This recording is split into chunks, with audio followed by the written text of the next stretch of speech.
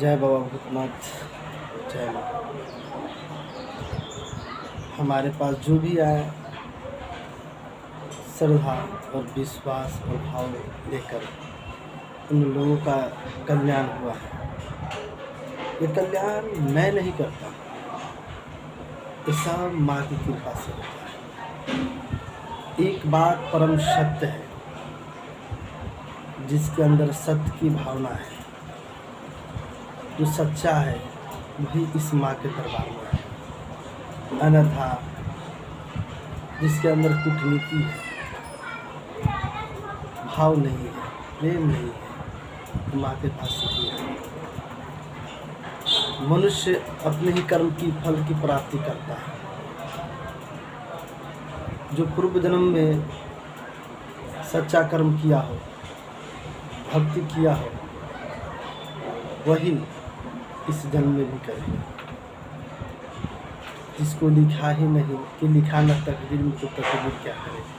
जिसको लिखा ही नहीं रहेगा भक्ति करने का, भक्ति के आनंद को जानने का, क्या जानेगा।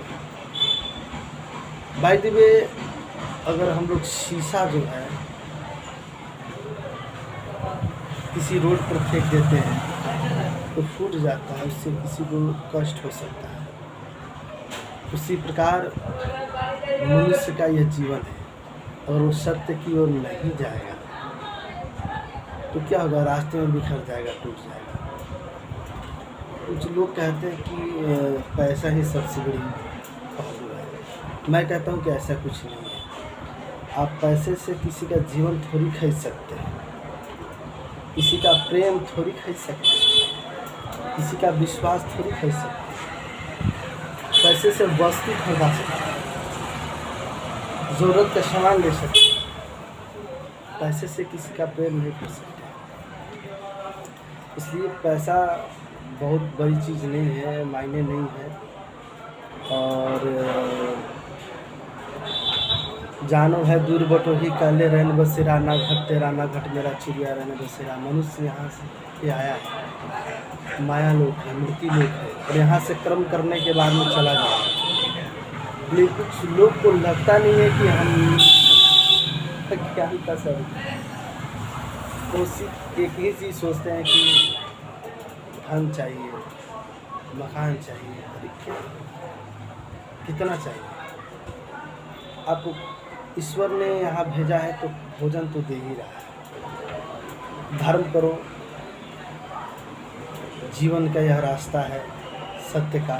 सत्य यानी मृत्यु, सत्य एक ही है, मृत्यु। तो धर्म करना होगा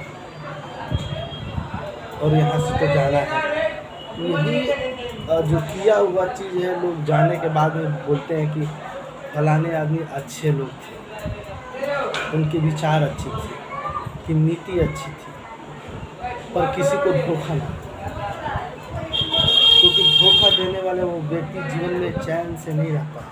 एक कहानी सुनाते हैं। कोई गरीब आदमी था, तो फल तोड़ रहा था, आम का पेड़ था। कुछ दबंग लोग गए और फल को छीनने के बाद वो गरीब था, बेचारा था, मजबूर था, क्या करता। तो दबंग लोग जो है कि फल तोड़ लिए, वो मैं उसे ले लिए, छीन लिए और लेके चले गए। और वो कल्पा वहाँ पे रोया। ये उसको इतना बड़ा पराचित लगा कि उसकी तबीयत खराब हो गई। जो छीन कर ले गया था उसका तबीयत खराब हो गया, तो ठीक ही नहीं हो रहा था। तो किसी अच्छे भले व्यक्ति से मुलाकात हुआ तो उसने कहा, व्यक्ति ने क्यों बता तुम्हारी तबीयत ऐसे कैसे है। कहा कि भाई देखो मेरा तबीयत सीख नहीं रहा। तो भले व्यक्ति ने कहा कि तुम कभी किसी का दिल तोड़ा, किसी को दुखी किया, किसी को कष्ट दिया। तो उसको याद आया कि हाँ, एक बार की बात है कि एक आदमी फल तोड़ा था और मैंने उसे छीना था। कहा कि जा मूर्ख, उसी इंसान के पास जा। जब उस इंसान के पास गया और कहा कि भाई मुझे माफ़ कर। कहा कि भाई आप क्या कसूर किए कि हम आपको माफ़ कर। कहा कि भाई मुझे माफ़ कर दो, मैं नहीं जान पाया यार, मुझसे गलती हो गई, मुझे क्षमा करो। मैं तुमसे एक बार तुम्हारे हाथों से फल छीना। वो भला जो गरीब आदमी था जो फल तुरंत, उसने क्या कहा कि तुम, हे परमात्मा, ये हमसे क्या कह रहे हैं, अगर इनसे कोई भूल हुई है तो मुझे क्षमा कर। क्या चमत्कार हुआ, क्या बताऊँ आप लोगों को मैं। तो उसको ठीक होना ही स्टार्ट हो गया। वहीं से उसकी बीमारी ठीक होने लगी और उसको समझ में आया कि किसी को दिल दुखाना नहीं चाहिए। जानते हैं, आप किसी को धोखा देते हैं, ईश्वर आपको देते हैं। किसी को मदद कीजिए, किसी को सही रास्ता बताइए, तो जीवन में राह बता दीजिए, जिससे उसका कल्याण हो। धर्म और रक्षति रक्षता, धर्म की पालन करना, किसी की सेवा करना, किसी को मदद करना है। मैंने बहुत गहराई से देखा है इस चीज़ को,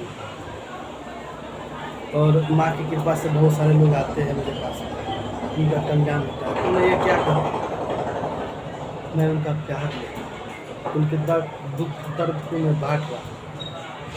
ये धर्म है। बंधु हमारे बहुत सारे प्रेमी हो गए, बहुत चाहने वाले भी हो गए। तो मैं यही कहूँगा कि आप भी किसी को मदद करें, किसी को राह बताएं, किसी को रास्ता बताएं, किसी के दिल ना दुखें।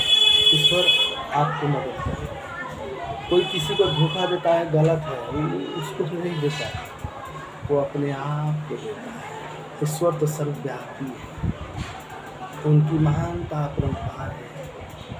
जो श्रद्धा भाव से उनके सानिध्य में है, उनका सदैव कल्याण होता है। और जीवन की उस राह में भी उनका नाम होते रहता है। इसलिए धर्म करना जरूरी है, राह बताना जरूरी है। जय बाबा।